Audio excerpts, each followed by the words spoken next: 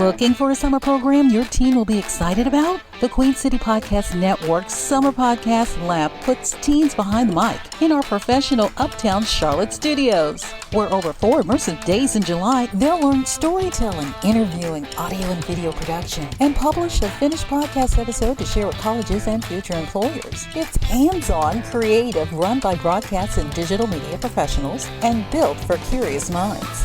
Sessions are filling fast. Sign up today at QueenCityPodcastNetwork.com. American Timelines is a member of the Queen City Podcast Network. Find out more at QueenCityPodcastNetwork.com. So now I'm obsessed with time. Come on, tell me about the time. Had it all in my hand tonight. Had the time of my life. When the words all come down like blues on Tuesdays come down. Throw it all away. Welcome to another episode of American Timelines by History for Jerks. And you got two jerks that love history here. I'm joined by the lovely and talented Mr. Artstar. What's up, Artstar? Oh, nothing much. Just trying to manage this sickness, cold Yeah, you got a Barry that I White. managed to Barry White. that I managed to somehow pick up. So it's not allergies, it's a cold. It's affecting my sinuses, but it's not fun. When's the last time you had some peanut butter whiskey?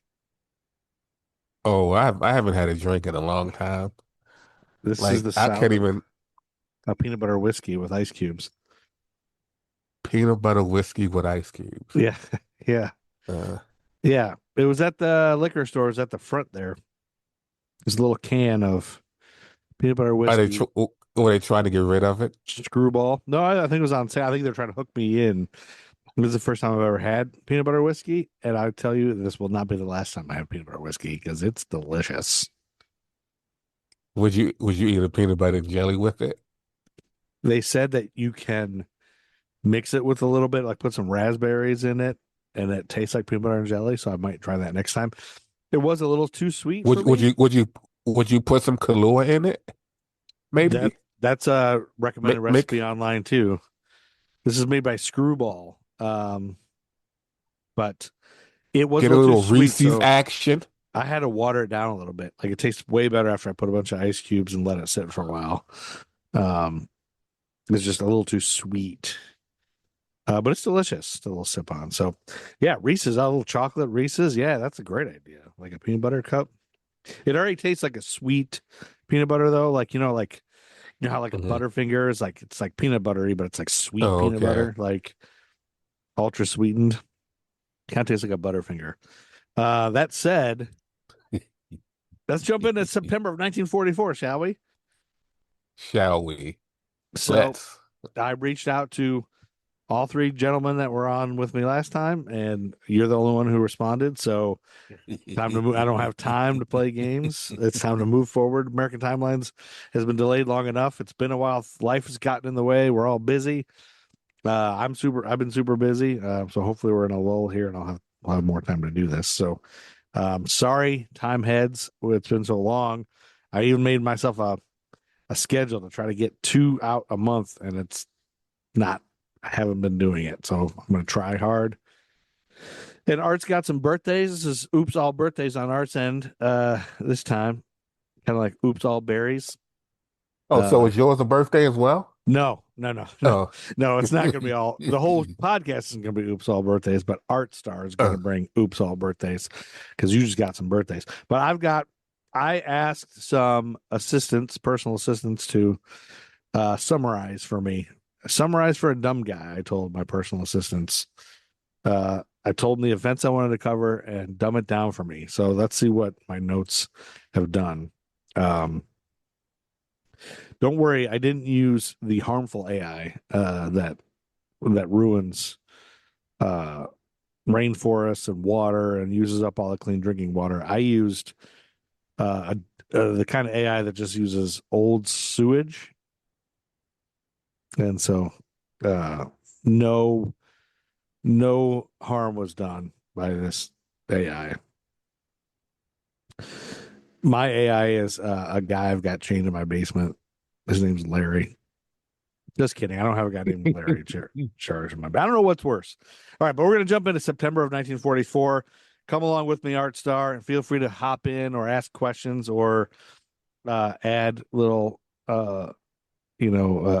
modifiers to everything I say. But September 1st was a Friday, 1944, and the Battle of Lone Tree Hill ended in an American victory. So I don't remember what Battle of Lone Tree Hill was, even though I think we might have mentioned it. I might have mentioned the beginning of it on a previous podcast, but we talked about it a lot. So the vibe of the Battle of Lone Tree Hill, it's 1944. The U.S. is playing a high-stakes game of island hopping in Dutch New Guinea. The Americans wanted to build an airfield, but the Japanese were squatting on a very specific, very annoying hill that overlooked the whole area.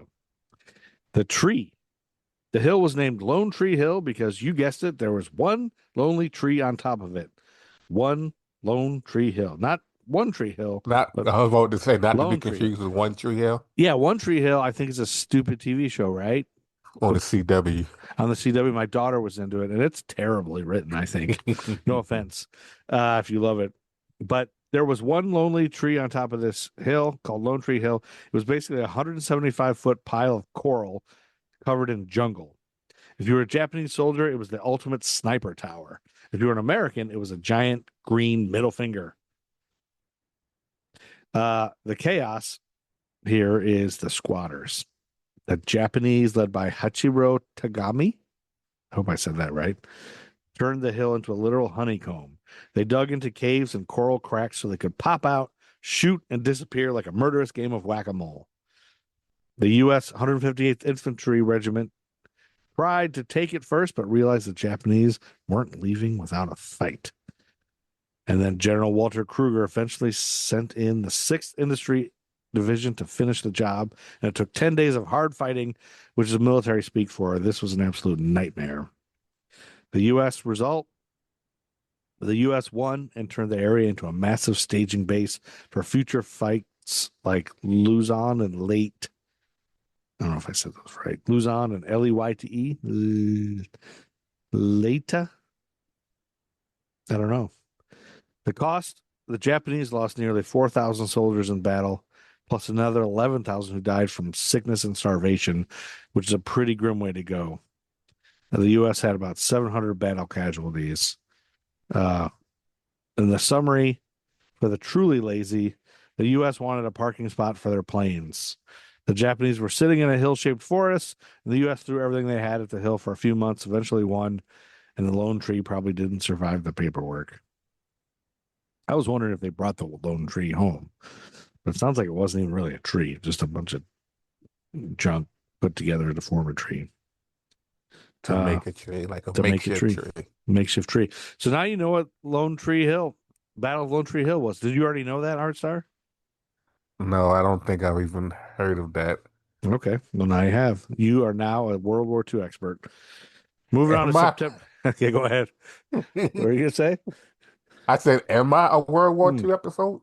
Expert you are because of this episode. So we're going to move 2 days to Sunday, September 3rd, 1944.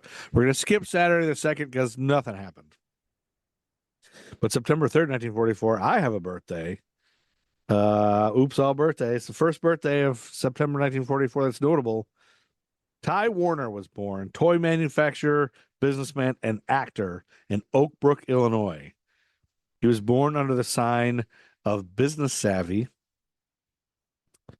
Harold Ty Warner is the man who looked at a handful of plastic pellets and a dream and decided the world needed to lose its collective mind over stuffed cats and bears. Before he was the billionaire king of an empire, he was just a kid from LaGrange, Illinois, attending Lyons Township High School, home of the Lions. He shared the same hallways as other notable alumni like David Hasselhoff and John Lithgow, proving that LT is a verified breeding ground for icons of the 80s and 90s. He eventually traded the classroom for a military academy and a short-lived acting career in L.A., which went about as well as a retired Beanie Babies resale value in 2024. That's right. He's a billionaire king, creator of the Beanie Babies. That's who this guy is. So is that what the movie with Zach Galifianakis Was it about the based on? creator of the Beanie Babies? I don't know. Or was that just about the Beanie Babies craze? I never saw it, but I love Zach Galifianakis. This guy's Harold Ty Warner. That was his name. His true genius was the artificial scarcity play, making adults brawl in the aisles of Hallmark stores for a $5 toy because it might retire at any moment. The strategy allowed him to buy the Four Seasons Hotel New York with what was essentially plushy pocket change. Despite a brief spicy run-in with the IRS over a secret Swiss bank account that led to a 2-year probation sentence, Ty remains a legendary figure in the toy industry. And a surprising twist for a man whose creations were meant to last forever, or at least until the tag fell off. Ty is actually still alive at 81 years old, likely relaxing at one of his many luxury resorts and laughing at the fact that we all thought Princess the Bear was going to pay for our kids' college tuition. Remember that shit? Those Beanie Babies? Yeah, Beanie Babies were crazy. Like, that was nuts, And man. it's weird because like that's a craze. Like toys like that now go through the same cycle. Like people get, what is it, Smushmallows and Oh, yeah. things like that because like, oh, we got to get Furby. this because Furby was it's big gonna that one year. it's gonna die out. Let's it's go like- grab this. Yeah, so if you could just be smart and invent whatever viral thing's going to be popular at Christmas time each year, and then it'll be over. But like Pokemon right now is crazy. And I was going to ask, actually, this is a great segue to this because I've been meaning to ask you this for a while. Because I've been hearing people mention this Pokemon thing. Pokemon, there's this lady I know has no interest in Pokemon, but she buys them like crazy to make a profit on them. Yeah. Because she works And at the a place thing about has that them. is Yeah. people hate that. Yeah. Like the one thing people in the card industry, the comic industry, and the toy, this is almost like we're like veering into nerd school territory Yeah, as well. we sure are. But which like is one fine. thing they hate is scalpers. They hate that people go out, and it's one thing like if you're, it's like some people view it as like passive income, but then it's also like if you go to a store and like let's say there are 10 of something, right? And it's very popular. Yeah. And you buy all 10 of them, Yeah. right? And then you go, like you buy all 10 of them for $30 and you go immediately sell all 10 of them for $300. Yeah, that's It's exactly like- what she does. Because I asked her, Right. like, what's Instead your of sitting there favorite? saying like, oh, well, like there's 10 of them, let me buy 5 and leave 5 so someone else can buy some. And I'm sure if you go sell those 5 that you bought, no problem. But you left 5 so someone else can partake. Oh, I don't think she But does when you that. grab I don't- everything, I don't think so she no buys one else all. can. She buys one Yeah. when everyone's scrambling for them because she gets first dibs because she works at the place that has the machine, I guess. So they give her a heads up and she goes and she buys one. She's only allowed to buy one maybe, but I said, so what's your favorite Pokemon? Who's your favorite character? And she's like, I don't know what the fuck those are. I don't open them. It's like she sells them to people, but she does sell them to her friends that can't get them or whatever for just a little bit more, but not a lot. But my question is, why all of a sudden, I know Pokemon's been popular and unpopular at different times, but why now all of a sudden are they a craze again? Do you Well, explain one what's different? it's because people do like breaks online. They'll sit there and try to get a hit. So like they're opening online like, oh, try to get like a hollow or like some fancy card, and then like okay, it'll say like let's say for sports cards like, oh, there's one autograph in this card. I mean in this box. Let me buy this whole blister, and then I'll sell the pack. And I'll have someone go. I'll go online. I'll have people bid on this pack, knowing that hey, they may or may not get this autograph card in this pack or in this blister box. But because it's hard to find, I can sit and have people spend so much money for the chance of possibly getting this and opening it and finding that card. Right, And I if get- I buy I them get all that. up, Yeah. If I buy them all up, yeah, Yeah, I get that part of it, but why not? Like, why is it a craze now? Like 2 years ago, I didn't hear FOMO. anybody talking about.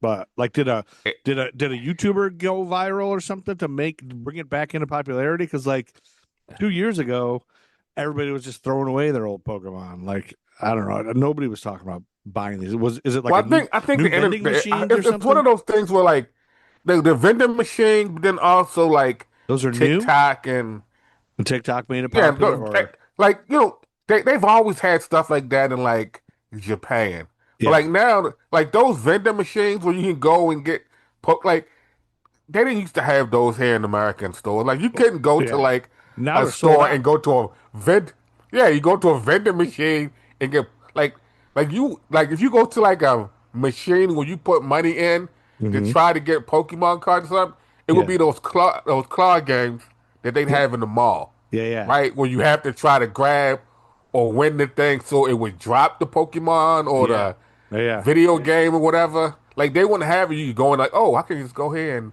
get this, and that's kind of cool. Well, somebody told But me that they recently were playing somewhere. I want to say was it another country? I can't remember, but they won like a Nintendo Switch in one of those claw games. And they said the thing is it's not really the Switch in there, it's just a box. And then you have to like they give you the info to mail away and you get your Switch, but mm, then you have to pay for shipping, you have to pay for service on it, you have to pay for insurance, all this stuff. And you get it in 6 months. It's like that's how those things really that's work, crazy. which I had no idea. But still, I feel like something has to be behind this new craze, like for them to bring it back like this. Like, like is it that on the game that you and I were playing, the app or whatever? Did something come out, or did they just That was release something? it was before that. It was before that, It and then was it's before just that. to scare. It was like the pandemic Yeah, made a lot of this stuff. Like it's like brought it all oh back. yeah, I'm kids at home. They're playing Pokemon. They're people getting into like sports cards, and then that's when places like Target started to put a limit on how many you could get. Right. And then like the companies would come out with new sets like, oh, this new set's coming out. It's a rare set. You can only get 2 packs.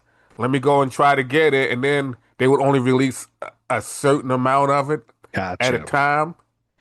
So then you have to like even with toys, like toys are the same way.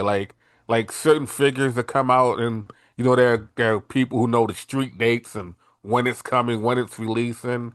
That's Yeah. why there are people getting up at 6 o'clock in the morning to stand in line to get inside of Target and Walmart at 7 o'clock in the morning, not to buy groceries or cleaning supplies, but cards and action figures and You're right. FOMO is the reason. Yeah, so that's what I'm looking up online. They just said, a lot of social media influencers and a lot of nostalgia for the 90s, I think is part of the thing too. It's just interesting how things come back and they go away. Like I might just start stacking up on Beanie Babies for when that comes back. all Uh right. the rare Beanie Babies. Because that I almost missed that whole thing because I was in college, I think, during that Hmm. craze. But my littlest cousin, she's just now like in her mid 20s. She was a little girl at the time. Her and my grandma were into those. For some reason they were into the Beanie Baby thing. That I don't know. Anyway, let's fast forward Well, that now the birthday. thing Oh, go is, ahead. what is those things called? Labubus. That was something that Yes, kind there of you like go. got Yes, big for a minute there. and I You only know know, what that is because my daughter has a faux Labubu on her purse or whatever, hanging from her purse. And every time she goes to trivia with me, everybody asks her, "Is that a Labubu?" I'm like, "What are they asking you? Are they asking you about your vajayjay? Like, what do they say?" She's like, "No, Labubu." I was like, "What the fuck's a Labubu?" And so it took like 4 weeks of that for her to finally explain to me what it was. Um, but yeah, I mean, some of that stuff, getting a Labubu is going to cause an earthquake, uh, but not unlike the earthquake of September 5th, 1944, which was a Tuesday. See what I did there? The a Cornwall Macena Tuesday. earthquake along the St. Lawrence Rift system in North America did $2 million worth of damage in 1944. Can you imagine what that equals now? $2 million2 of damage million, then. 1944. I would say 67 million. Gosh, probably. Well, this earthquake struck on September 5th, 1944 at 12:38 a.m. Eastern Time. It remains the largest earthquake in New York's recorded history, registering 5.8 on the Richter scale. Wow. The epicenter was centered near Messina Center, New York, a small hamlet just east of the village of Messina.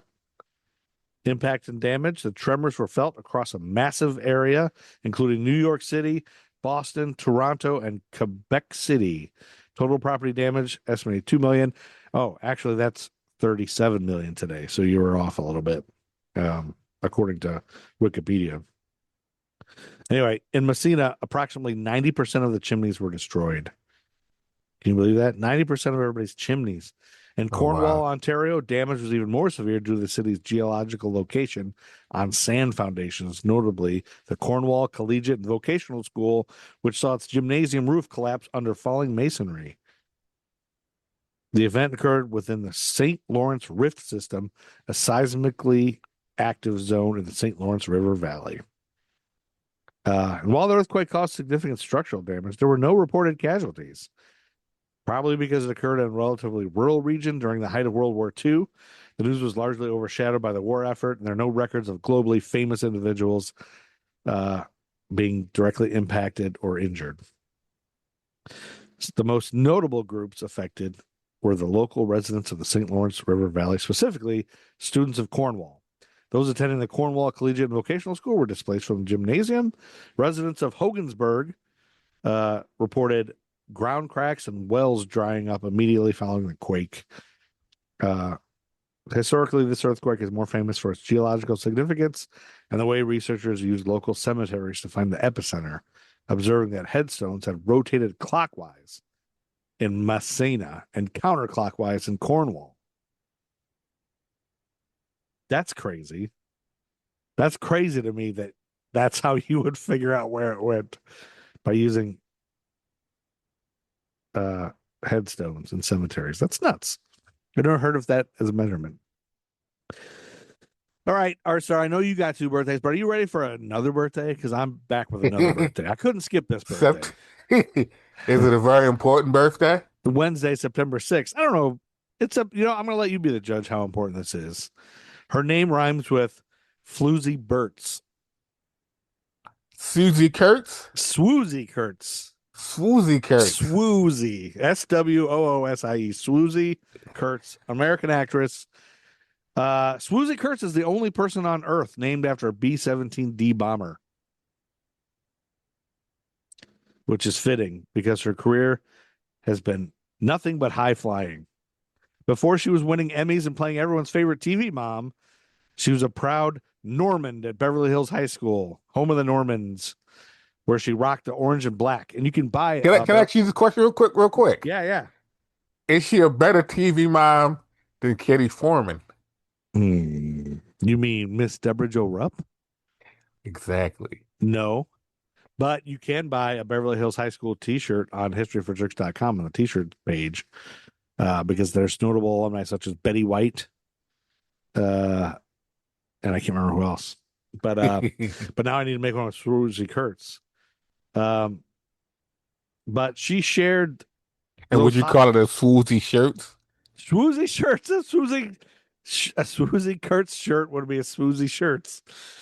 She shared those hollowed palm fringe halls at Beverly Hills High School with an absurd amount of Hollywood royalty, including Lenny Kravitz, Nicolas Cage, and Stockard Channing, proving that the BHHS water supply is basically liquid fame. That's right. I think I have a Stockard Channing Nicolas Cage shirt. On the juicy side of things, Swoozie is a refreshingly rare Hollywood anomaly who has managed to keep her private life almost entirely out of the TMZ gutter. She's never married and has no children, though she did have a groovy years-long romance with Joshua White of the legendary Joshua Light Show back in the 60s. While she hasn't been caught on any dramatic public feuds or scandalous benders, her drama is strictly professional. She spent spent decades stealing scenes and everything from Dangerous Liaisons to Mike and Molly, proving that you don't need a tabloid cover when you've got a couple of ponies on the mantle. What do you know her from? What show do you know who Swoozie Kurtz is? I do, but I'm trying to. I remember Mike and Molly. There was I'm some. trying. I thought I wrote it all down, but there was some show that I thought I got that TV mom thing from. She's from like Swoozie Kurtz. I just love her name. Wow, isn't she on Designing Women? Mike and Molly, Sisters, Call Me Cat, Bubble Boy, Wildcats, Pushing Daisies. She was in another show with Leslie Jordan recently. What is that show with Leslie Jordan that they Citizen had to write Ruth? him off because he died? Oh, he died. We had I Leslie know. Jordan and Kyla Pratt in it. What else was that? What's the name of that show? It was a TV show. It was a TV show, and it just got canceled like a couple of years ago. But I remember her from She that. was in Reality Bites. Let's see. Call Me Cat I think is in Sisters. That's it. Pushing Daisies. That's what where Maya Bialik. She played Maya Bialik's mother. Mother. Is that right? Call Me Cat. Yeah, that's what it was. It was Call Me The Cat. optimistic but overbearing mother. And anyway, yeah, Swoozie Kurtz. Everybody loves Swoozie Kurtz. Swoozie Kurtz. I couldn't just skip Swoozie Kurtz. I'm gonna see if my sister-in-law, whose name is Susie, will change her name to Swoozie. Because I like Swoozie better. Or I just call her that. I'll start calling her that. That brings us to September 9th, which was a Saturday. Miss District of Columbia, Venus Ramey, was crowned Miss America in 1944. Do you know her since you're close to District of Columbia? You grew up near there? No, I don't know her. You don't know her personally? I don't.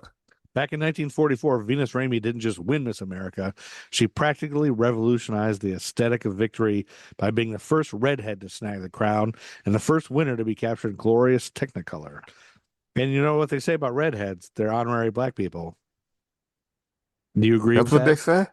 Haven't you heard that? I on don't Twitter? know. There's a whole Twitter thing of black people telling redheads that they are invited to the cookout because they're gingers. You know, gingers are really black. I've seen something from in the past, something not too long ago I was watching where they were talking about Italians. Oh no, gingers. You gotta if you look this up on TikTok, you will fall down a rabbit hole. The one most recently I see this black guy comes up to a drive-in and there's like a young kid, like probably 16 with bright orange hair. He looks like a young Conan O'Brien. And the guy's like, "Hey, you're a true ginger?" He's like, "Yeah." He's like, "You know you're an honorary black person, right?" He's like, "Yeah." He's like, "Go ahead and say it. You're allowed to say it." And this redhead kid's like, he's not gonna take the bait. He's like, "I'm not saying nothing. Go ahead and say it. You can say it." And he's like, "No, I'm not saying it." It's hilarious. Anyway, representing Washington, D.C., Venus Ramey, while the world was preoccupied with World War II, Ramey proved that a Kentucky-born girl could navigate the Atlantic City boardwalk as effectively as she later navigated a tobacco farm. While most winners might have spent their reign practicing the perfect royal wave, Venus was busy setting the stage for a life that eventually involved running for office and shooting out the tires of intruders' getaway trucks at age 82. That's right. According to NBC News, in April 2007, at age 82, Ramey confronted intruders who had entered a storage building on her Waynesburg, Kentucky farm where thieves had previously stolen equipment. She used a snub-nosed .38 revolver to shoot out the tires on the pickup truck, then flagged down a car and had the driver call 911, holding the would-be thieves at gunpoint until the sheriff arrived. "I didn't even think twice. I just went and did it," she said. "If they'd even dared come close to me, they'd be 6 feet under by now." One can only imagine the 1944 judges' surprise if they'd known their Miss America was less about delicate floral arrangements and more about don't mess with the bluegrass. Yeah, I don't know how I found all that information. I scoured the internet. And then as we're moving through September 1944, September 11th was a Monday. and U.S. troops crossed the border into Nazi Germany for the first time at 1630 hours. A 7-person patrol led by Sergeant Warner W. Holzinger of the 2nd Platoon, Troop B, 85th Cavalry Reconnaissance Squadron, 5th Armored Division, crossed the river Our at Stolzenberg, Luxembourg, and reached Keppeschhausen. They studied the pillbox area and returned safely to Stolzenberg at 1850, having encountered no German military personnel. This was also the first advance through enemy lines in Germany. That's a notable time. The war is coming to an end. And then we're going to end with 2 more birthdays. And Artstar, you're going to take it away back-to-back birthdays. Double birthdays. Whoa, back-to-back. Back-to-back birthdays.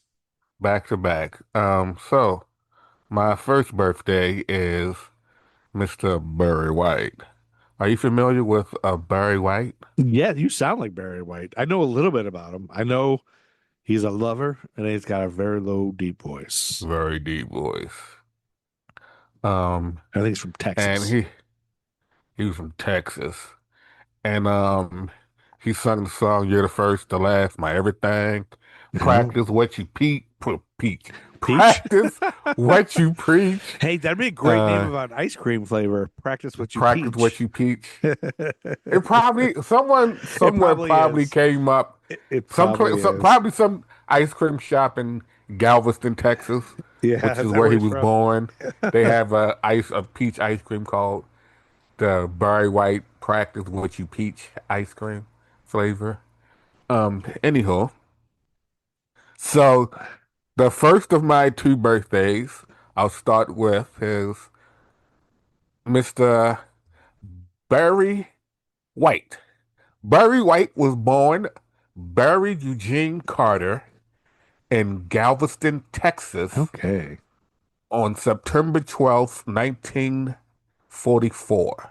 Barry The White soulful is in the world. singer who was known for his deep bass voice recorded 12 studio albums over his career. Ooh. He is one of the best-selling music artists of all times and has had multiple gold and platinum singles and records. He grew up in South Central LA and attended Jacob A. Riis High School. Oh, so they moved from Texas to LA? Right. Okay. So the only alumni I could find Yeah.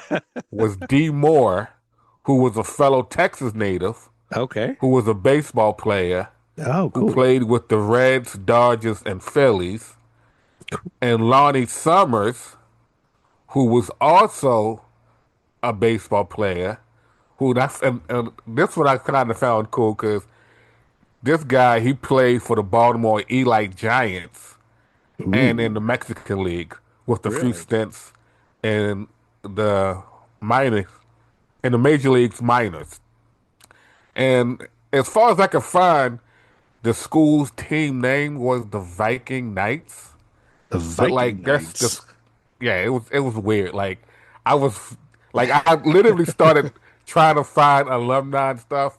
Yeah. So I found the alumni for the school, but then I tried to find out more for the school, and I started falling down this weird rabbit hole where I had to sign up for this, sign up for that. The school, it turned into, I think, something called Murray McLeod Bethune High or something at one point, but it was an all-boys school. Oh, so okay. it took a turn, and I'm like, whoa, this is just too deep of a dive where it's like I feel like I should have been in the library looking at those little, that little bit machine that you go like and make that. You got to like put the little negatives in, and I'm like, okay, this is a bit much to try to find the alumni in school. And like all I'm doing is doing this guy's bio. Like I'm gonna settle down. Okay. Yeah. So continuing on. Yeah, some of those old schools that don't exist, it's hard to find out what their mascot right, was. or the ones that they switched over, it tends to get they become different schools. Yeah, right. All right. So, and as far as his voice, he had said his voice deepened subtly when he was 14, which is not uncommon for adolescent boys in the beginning stages of puberty. Yeah. I experienced this as well. Like when I was younger, You got a I pretty used to deep get voice. hit. Right, but when I was younger, Yeah. like I could like sing. Like I could Oh, hit really? like really high falsetto notes and stuff like that. And then I want to say when I was probably like 12 or 13, like my voice changed. And it's like the notes that I used to could hit, I couldn't hit anymore. And it's like now I can hit certain things, but like to quote Randy Jackson, my voice is real pitchy, dog. Real pitchy. So it's like if I try to sing certain things, it's all over the like it just that's a no for me, dog. It's gonna be a no for me, dog. But okay, like so we said, as a preteen he had a squeaky voice according to Wikipedia. Um, and I saw the TikTok video where he was talking about this, and he like had said how he recalled one day getting up and he went to go talk to his mother, and like when he opened his mouth and he started talking, he scared him and his mother because his voice just came out deep. And like I say, this happened when Yeah. he was like 14. Wow. And when Harry, when Barry was 16, he spent 4 months in prison for $30,000 for stealing $30,000 in caddy tires. Uh-oh. Um, while yeah, yeah, Wait, while in prison, Barry White went to prison Barry for White, that? he went to prison Oh for no. stealing $30,000 in tires. Oh, it's just a Um, kid though, right? which according to Wikipedia, $30,000 back then was about $310,000 now. Oh, that's a lot. That's a lot of Right. tires. While in prison, he was listening to his radio, and its song "It's Now or Never" by Elvis Presley came on. It's He no, credits no. this song as the song that changed his life. And the What? lyrics, for those of y'all who don't know, Yeah. goes as this: "It's now or never. Come hold me tight. Kiss me, my darling. Be mine tonight. Tomorrow will be too late. It's now or never. My love won't wait. When I first saw you with your smile so tender, my heart was captured, my soul surrendered. I've spent a lifetime waiting for the right time. Now that you're near, the time is here at last." And that And changed his life. that changes whole demeanor on life. And Wow. that made him want to uh that drove him to music. Like he got out of prison, taught himself piano. He had another instance where he was in Hollywood and he liked the culture of Hollywood so much Uh-huh. that he dreamed like that was the life for him. That's what he strived for. He And knew he that was going to be a set him star. right. So that set him on the course to making himself a better person and also getting himself to the limelight. And Well, it so didn't hurt that he had a great voice. right. And so Yeah.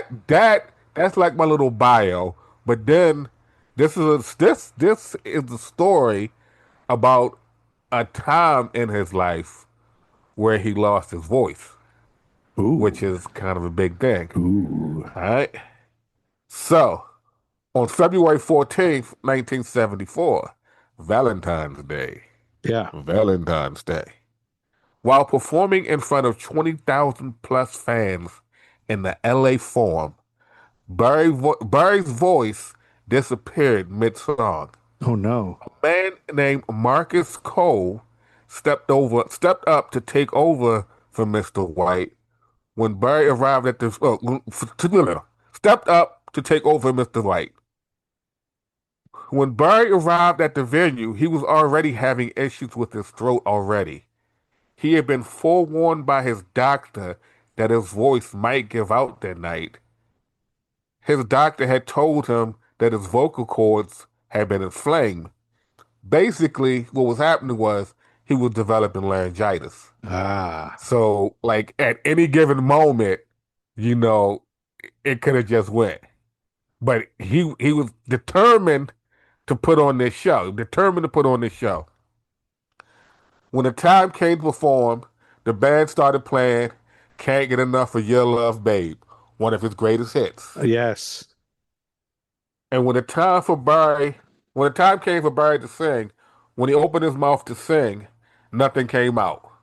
The Oh band no. continued to play, waiting for Barry to start singing, but nothing would come out. His vocal cords were fried. Marcus Cole was the backup singer who was attending the show with his wife that night. He was seated in the seventh row.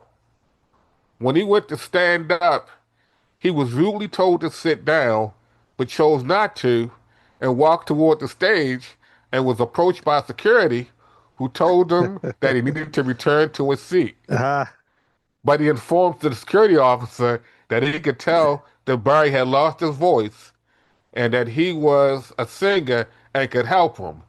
The security guard let him through. So reading the story about this, and as Yeah. I was writing this up, I'm Yeah. sitting there typing this up, and I'm like, man, if I was a journalist and I'm writing this, Yeah. I would be like, oh, that security guard was the greatest security guard ever. But as a security guard, I'm like, I would be fired the next day. Yeah, you would not do it. Yeah. But I'm like, I can't believe I'm writing this. But okay, Mr. Cole walked up to the stage and got Barry White's attention and told him that he was a singer and that he could help him finish his song.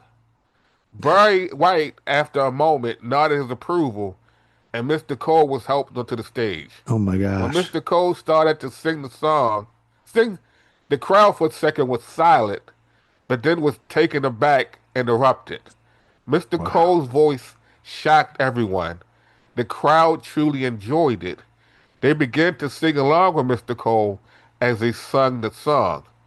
When he finished the song, Barry whispered in the mic after he got his voice back to a whisper and said that he didn't know this man and didn't know anything about him, but this man has saved his show.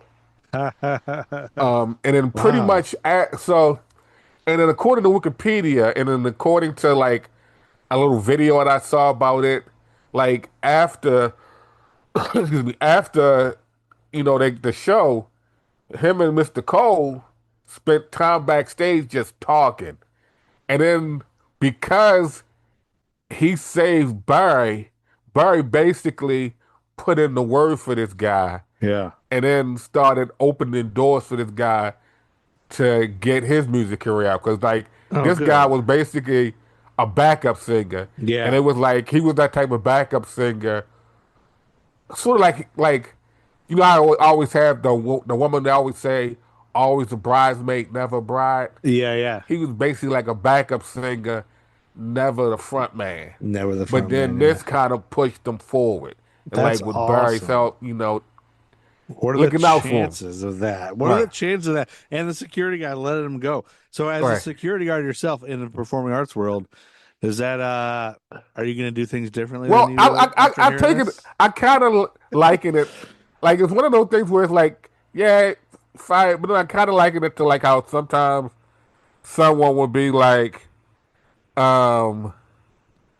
if someone would say, "Hey, can I use the bathroom?" And you'd be like, we don't have a public restroom, but you kind of like, yeah, I trust it. Go into the bathroom, Yeah. and you let them go to the bathroom. You probably shouldn't. Yes. Every once in a while they seem Kind of sort of like trustworthy. Yeah. Yeah. Okay, but then I was like, this was the one and only time Barry White lost his voice on stage. And then to Wow. close out this birthday, Yeah. Barry White died on July 4th of 2003 of kidney failure. Oh. And the reason he was waiting for a heart, but his health wasn't like he couldn't get a new kidney Yeah. because of his underlying health issues. Yeah, because So- you got to be able to survive that surgery. Right. And real quick, just to add, I Googled while you were thrilling us with the Barry White story.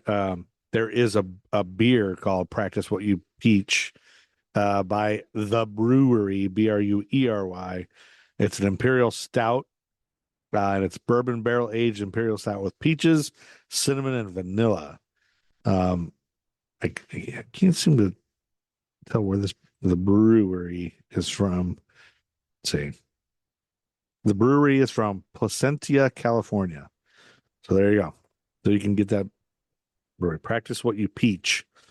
And we thought we named it, came up with that name, but it was already done, as you guessed. Great. Was that Barry White? That was Barry White. Barry White is now in the world after his birthday. Barry White, Swoozie Kurtz, born in the same month. But there's one more birthday to close us out for this episode. There's one more. And this one, there's that singing voice.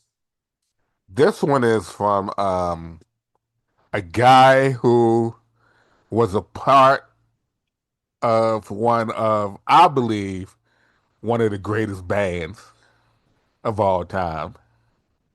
Oh yeah? Yeah, oh yeah. Chicago is probably one of the greatest bands of all time.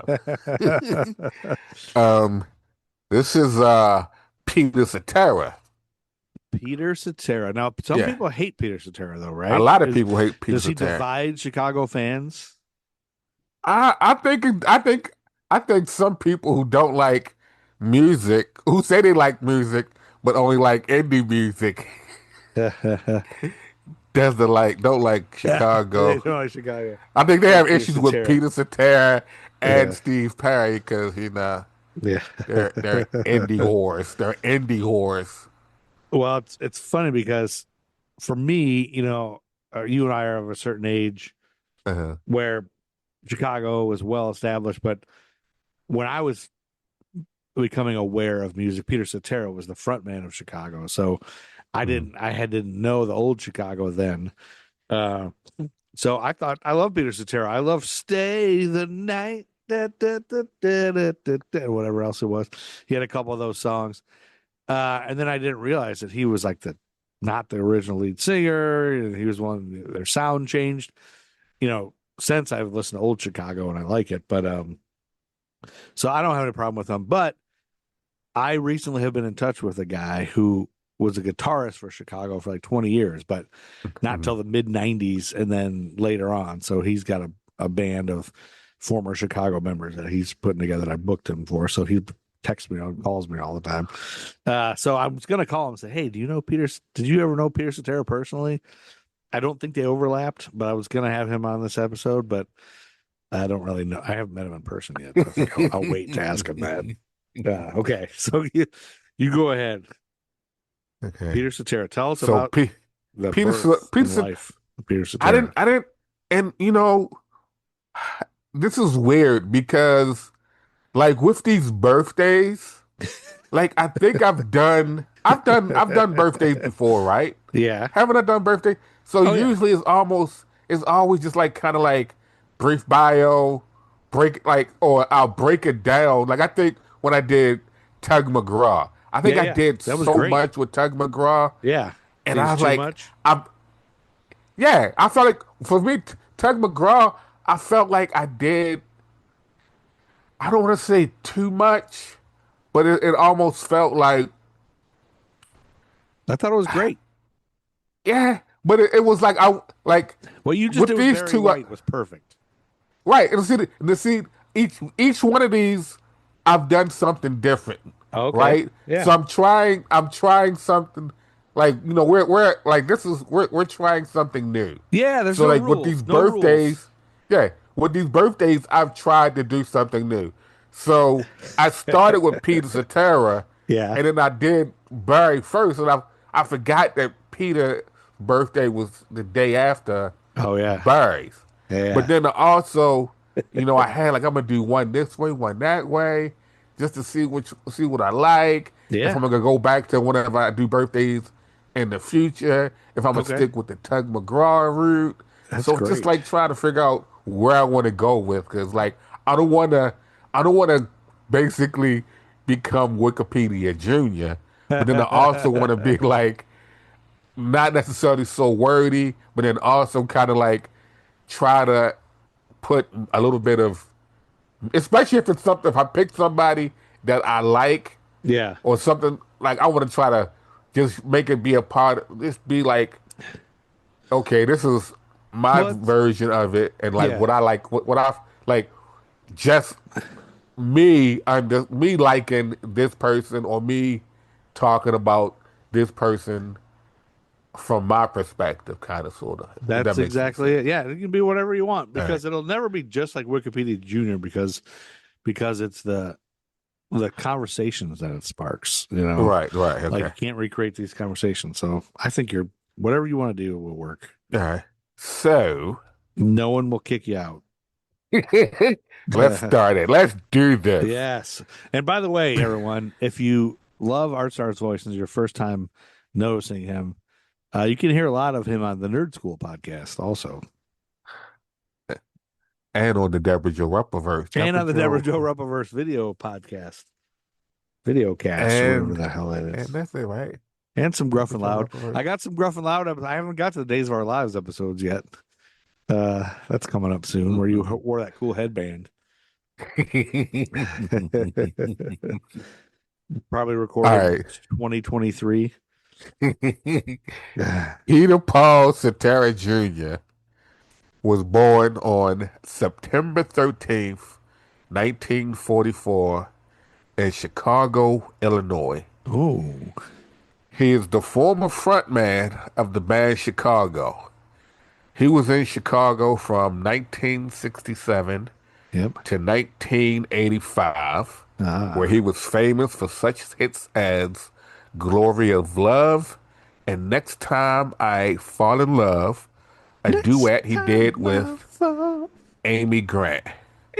Cetera was born to Peter Sr.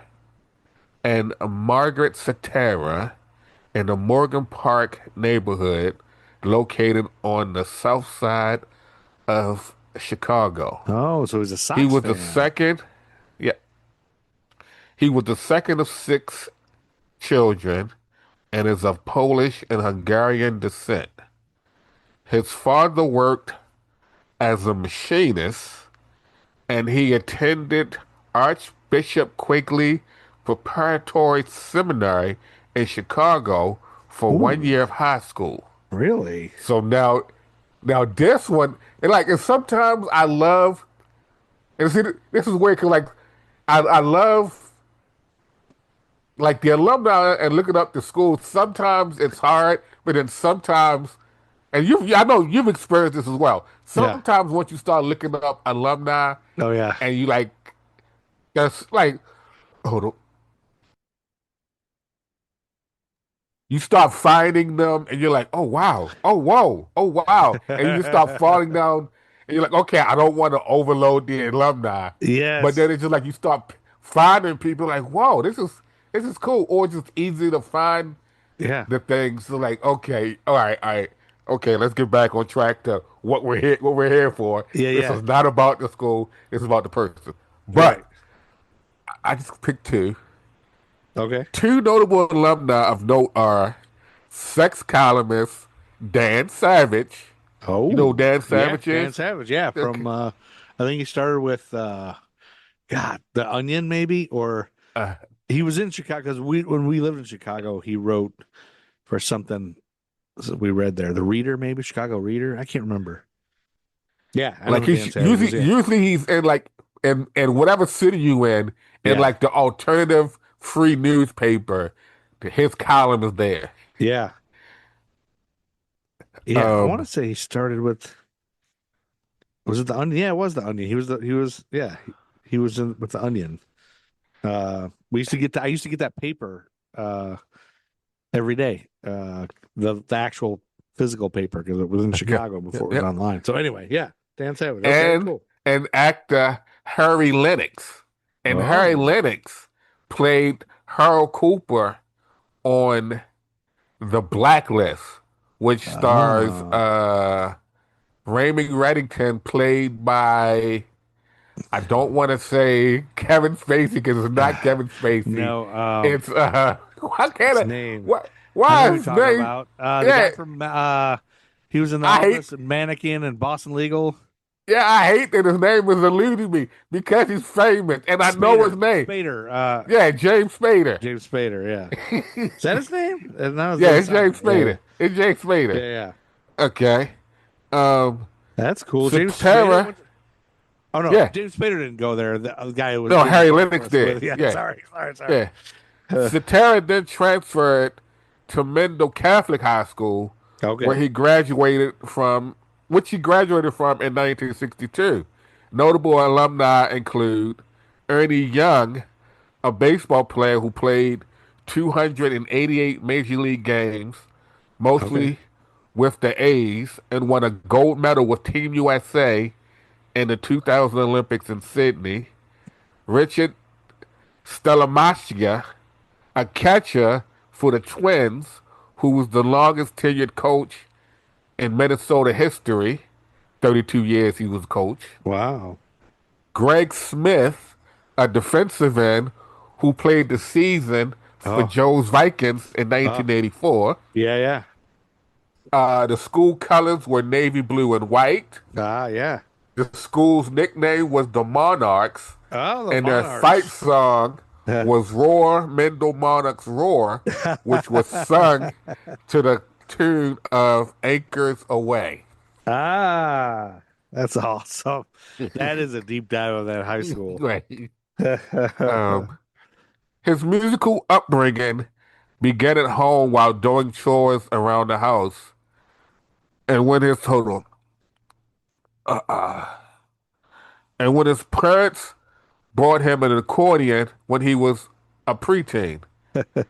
In high school, Peter had aspirations of having a singing career, and after seeing a band called Rebel Rockers at the age of 15, he bought a guitar from Montgomery Ward's. Remember Montgomery Ward's? Mhm. I do remember Montgomery Like, Wards. Isn't that where you worked? Oh no, that was Woolworths. but I always got Montgomery Ward and Woolworth mixed up. For some reason. I remember that Montgomery Ward's, like, I thought that their brick and mortar stores closed like in the early 2000s, right? I think I so. thought they was done.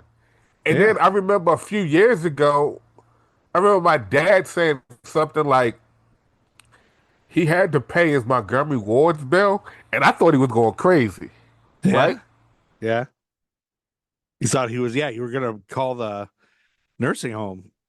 But they have they have an on they've been doing online since then. Oh, I was really? like, yeah, I did not know this. So it's like an Amazon store type of thing? Right. I had no idea. Me either.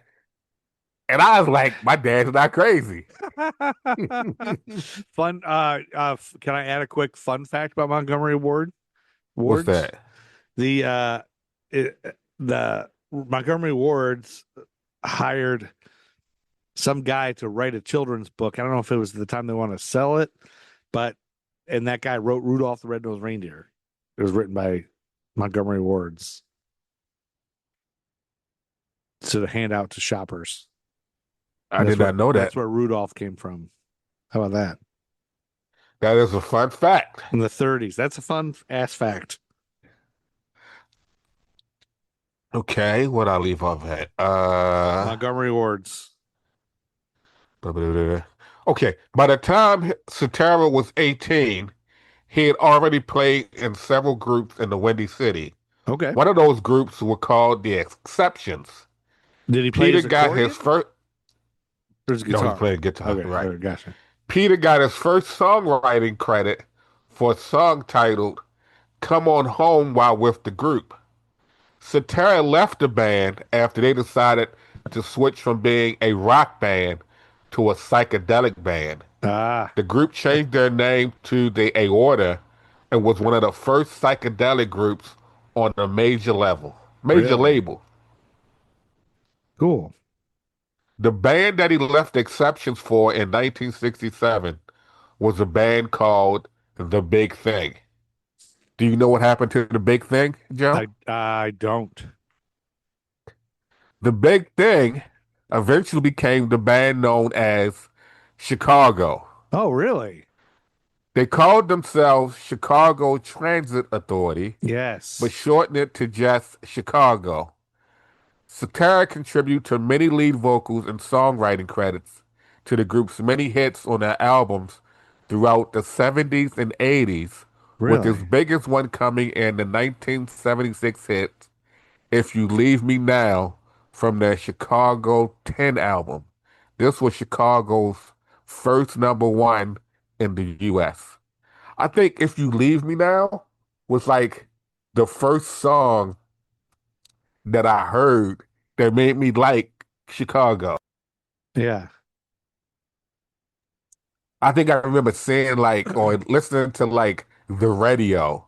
And like back in our days, the radio Yeah. would play everything. So you would hear like Michael Jackson and then you would hear like Chicago and then it wouldn't be like you would hear R&B, you would hear rock, you would hear pop, you would hear easy listening, all of it on the same station.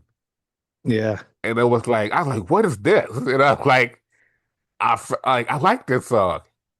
It's one of those things that like when it would come on the radio, I Yeah. put a tape in the radio, hit Yeah. record, Try to hit so it, I could, record. Yeah. yeah. Record it. Yeah. Yeah. So All I right. didn't realize that he was in Chicago from the beginning. I thought so many people hated him because he joined later, was a new lead singer, but I guess there wasn't really a lead singer. Didn't they like take turns Yeah, yeah, yeah. or something? Yeah. So, but some people just didn't like his voice really. But yeah, I mean they got some really good songs. I got a story about that. Yeah.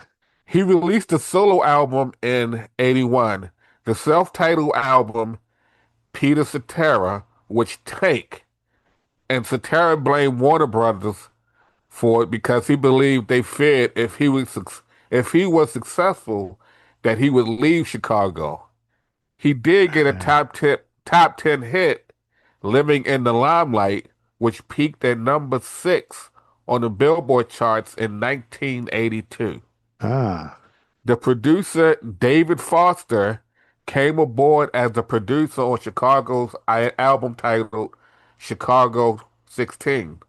Cetera and Foster co-wrote a hit single with Cetera on lead vocals called Hard to Say I'm Sorry. Another song that's like, how could you not like Chicago? So hard to say I'm sorry. Yeah, that's right. Yeah. Yeah.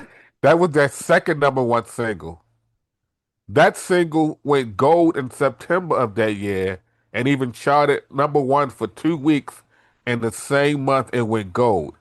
It was also nominated for a Grammy in the Best Pop Performance by a duo or group with vocal. Fun fact. Fun fact. Oh, yeah, I did write fun fact as I was writing this. And I put it in parentheses.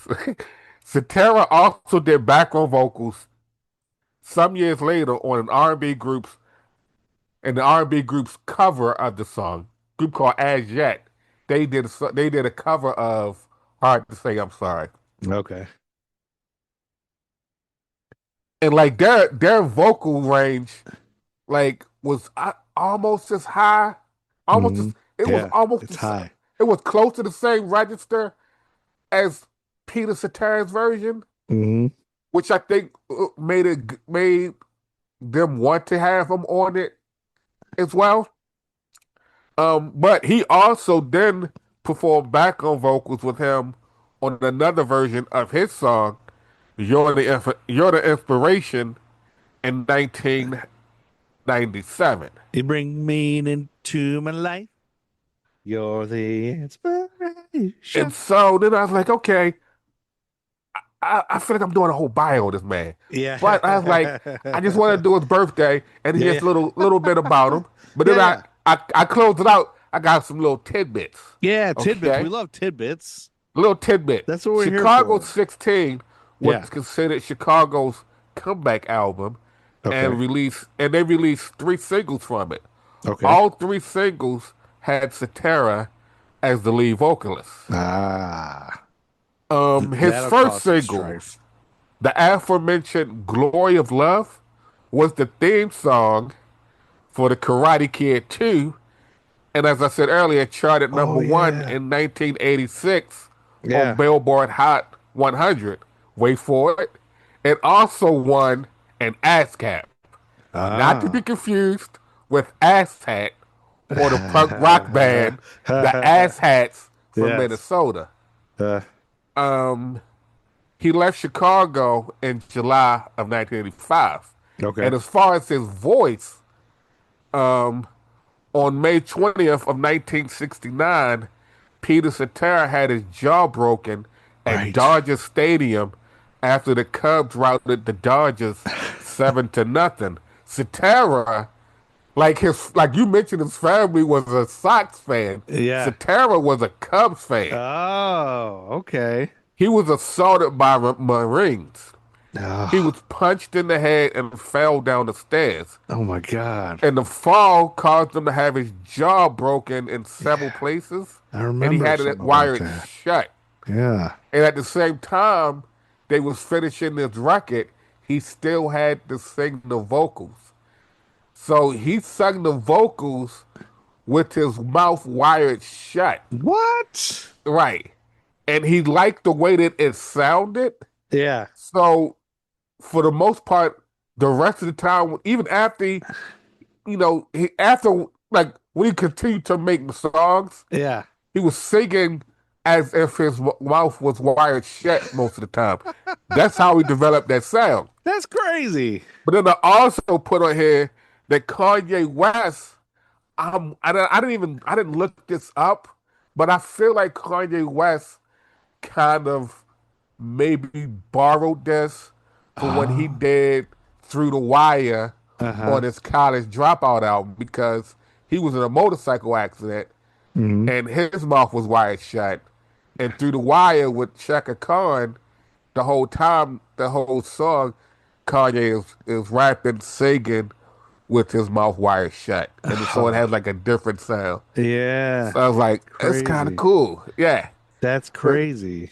that's Peter Cetera from Man. one of the greatest bands of all time, Now that is Chicago. called dropping knowledge. That's the trivia that we want, the trivia that we need. It's going through oodles of information. I'm sure you like sifted through to bring us the nuggets.